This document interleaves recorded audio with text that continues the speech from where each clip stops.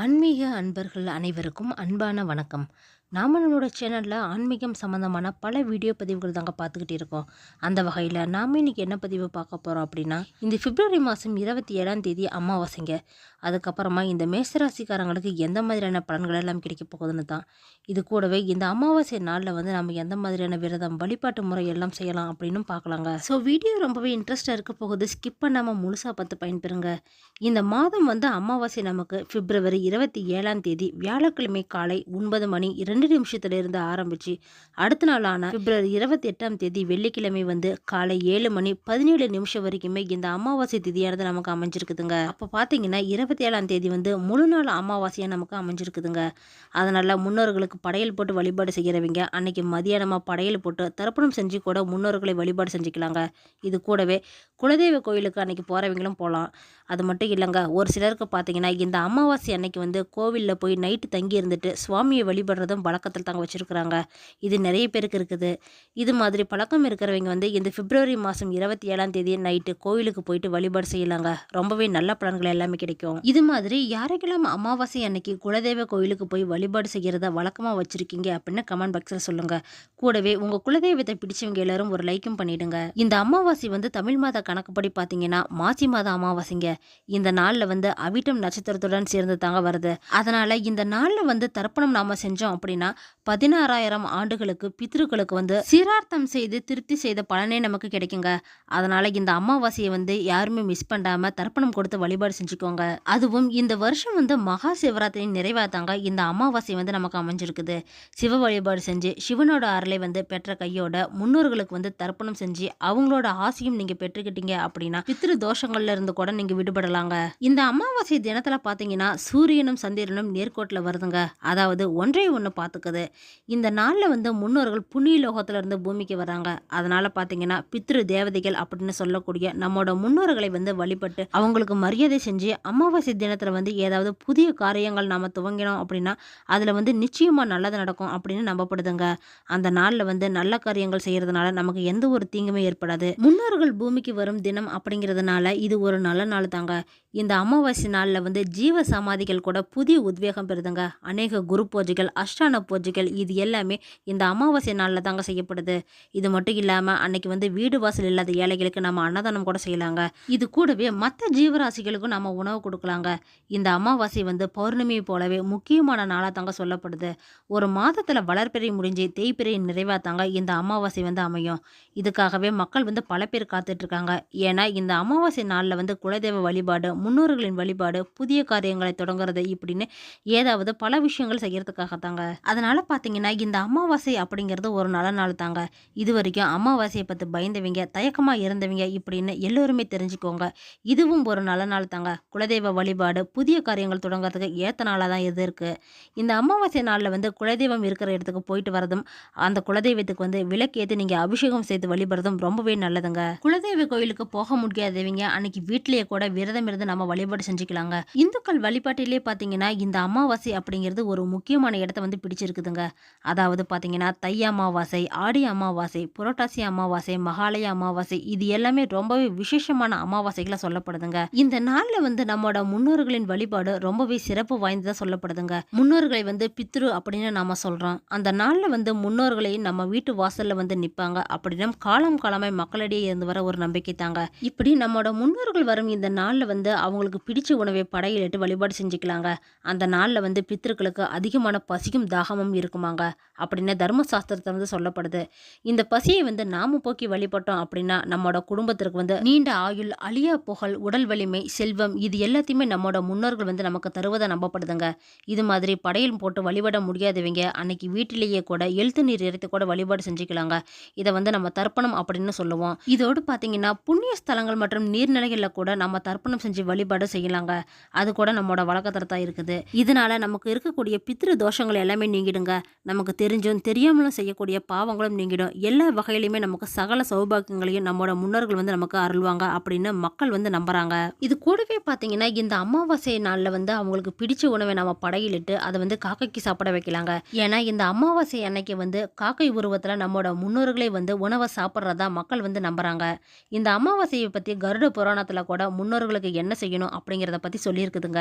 இது வந்து பெருமாள் வந்து கருடனுக்கு போதித்தது போல தான் அமைஞ்சிருக்குது. அது மட்டும் இல்லைங்க, இந்த நாளில் வந்து கண் திருஷ்டியை போக்க வீடு, தொழில் செய்கிற இடம் இப்படின்னு எல்லா இடத்துலையுமே பூசணிக்காய் உடுத்து வழிபாடு செய்கிறது நம்மளோட வழக்கத்தில் தாங்க இருந்துகிட்டு இருக்கு. இது வந்து நம்முடைய முன்னோர்கள் காலத்தில் இருந்து நடைமுறை காலம் வரைக்குமே செஞ்சிட்டு இருக்கிற ஒன்று தாங்க. அந்த வகையில் பார்த்தீங்கன்னா இந்த மேசம் ராசிக்காரங்களுக்கு அமாவாசைக்கு பிறகு எந்த மாதிரியான பலன்கள் எல்லாம் கிடைக்க போகுது அப்படின்னு நாம தொடர்ந்து பார்க்கலாங்க. காலபுருஷ தத்துவத்தில் முதலாவதா இருக்கக்கூடிய ராசியே இந்த மேச ராசி தாங்க. இந்த மாச தொடக்கத்துல வந்து உங்க ராசிநாதனான செவ்வாய் வந்து வக்கர நிலையில இருந்தாலுமே கூட பிப்ரவரி 21ஆம் தேதி வந்து வக்கர நிவர்த்தி ஆவறாருங்க. அதன் மூலியமா பாத்தீங்கன்னா உங்க ராசிநாதன் வந்து ரொம்பவே பலம் பெற போறாரு. அதனால இந்த மாதம் வந்து ரொம்பவே யோகமா இருக்குங்க. அதுவும் இந்த அமாவாசைக்கு பிறகு வந்து உங்களுக்கு தொட்டது எல்லாமே துலங்க போகுதுங்க. தொழில வந்து நல்ல ஒரு முன்னேற்றம் எல்லாம் கிடைக்க போகுது. ஏற்கனவே நீங்க தொழில் வியாபாரம் செஞ்சிட்டு இருக்கீங்க அப்படின்னா அதுல வந்து நல்ல ஒரு உயர்வெல்லாம் இருக்க போகுதுங்க. அதனால கஸ்டமர்ஸை ஈர்க்கிற விதமா நீங்க வந்து நிறைய ஆஃபர்ஸ்லாம் கூட அறிமுகப்படுத்திக்கலாம். இது கூடவே பார்த்தீங்கன்னா உங்களோட பொருளாதார நிலையும் அதிகமாக போகுதுங்க.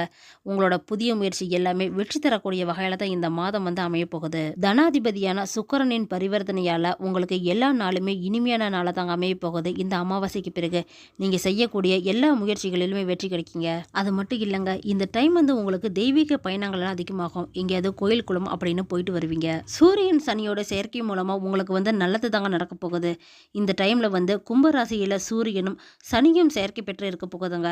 ஏன்னா பஞ்சமாதிபதி சூரியனும் லாபாதிபதி சனியும் லாபஸ்தானத்தில் செயற்கை பெற்று இருக்கிறது மூலமா உங்களுக்கு வந்து நன்மை தாங்க கிடைக்க போகுது. பகை கிரகமா இருந்தாலுமே கூட ஒரு சில வழியில வந்து உங்களுக்கு நல்ல மாற்றங்கள் எல்லாத்தையுமே கொடுக்க போகுதுங்க. அதிலும் குறிப்பா பாத்தீங்கன்னா இந்த படித்து முடிச்சிருக்கிற பிள்ளைகளுக்கு வந்து இந்த டைம் நல்ல ஒரு உத்தியோகம் வந்து கிடைக்க போகுதுங்க. வேலைக்கு வந்து நீங்க ட்ரை பண்ணலாம். ஏற்கனவே வேலையில இருக்கிறீங்க அப்படின்னா இடமாற்றம் செஞ்சுக்கலாங்க.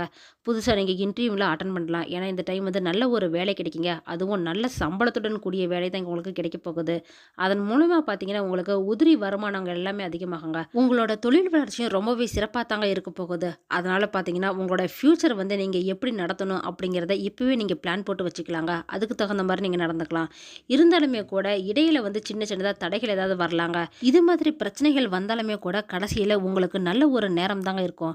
வெளிநாட்டுக்கான வாய்ப்புகள் கூட உங்களுக்கு தேடி வர போகுது. அதனால வேலையை வந்து நீங்க தக்க வச்சுக்கோங்க.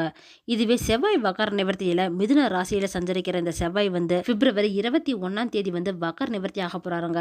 ராசிநாதன் வந்து பலம் பெற்று சகாயஸ்தானத்துல சஞ்சரிக்கிறப்ப எல்லா வழிகளுமே உங்களுக்கு நன்மை தாங்க கிடைக்க போகுது. எடுத்த காரியங்கள் எல்லாத்துலயுமே வெற்றியும் கிடைக்கும். அதனால இந்த வாழ்க்கையில வந்து உங்களுக்கு சக்சஸ் அப்படிங்கிற ஒன்றை வந்து நீங்க தொடர்ந்து பயணிச்சுக்கிட்டு தாங்க போக போறீங்க.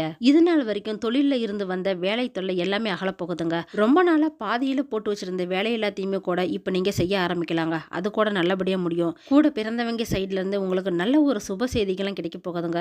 இதுவே உத்தியோகத்துல வந்து மேலதிகாரி கிட்ட இணக்கமா நடந்துக்கிறது உங்களுக்கு ரொம்பவே முக்கியங்க. வர வேண்டிய பாக்கிகள் எல்லாமே வசூலாக்கி உங்க கைக்கு கிடைக்குங்க இந்த மாதத்துல.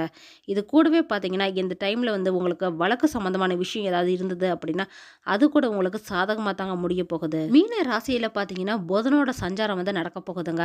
அதாவது பிப்ரவரி 26ஆம் தேதி வந்து மீன ராசிக்கு போகக்கூடிய புதன் வந்து அங்க நீச்சம் பெற போறாருங்க.